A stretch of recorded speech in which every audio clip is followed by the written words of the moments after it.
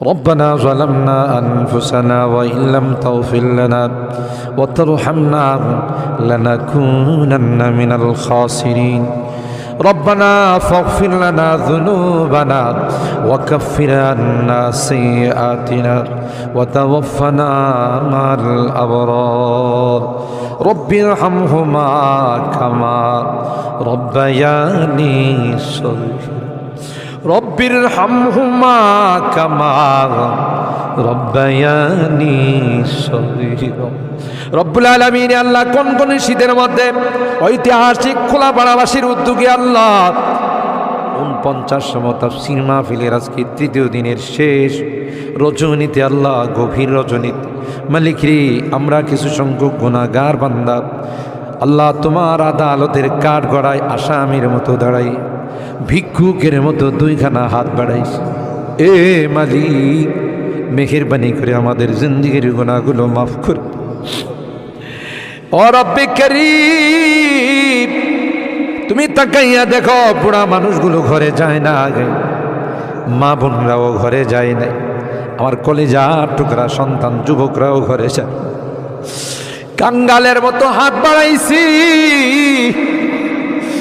এ মালিক তাওবা করতেছি আর জীবনে কোনো গুনাহ করব না আর জীবনে কোনো নাফরমানি করব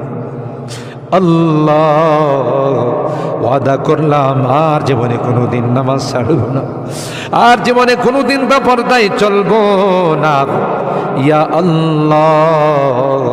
মেহেরবানি করে আমাদের তাওবাগুলোকে কবুল করে নাও ইয়া আরহামার রাহিমিন ইয়া আকরামাল আকরামিন আল্লাহ মনে চাইছে বিছনায় আরাম করার জন্য না না না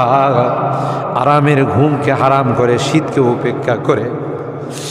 শুধুমাত্র কেবলমাত্র আল্লাহ তোমার কাছে তাওবা করার জন্য বসে রইলাম আমাদের গুনার কারণে যদি জাহান্নামে দিয়ে দাও কে বাঁচাবে কে আমাদেরকে জাহান্নাম থেকে রক্ষা করবে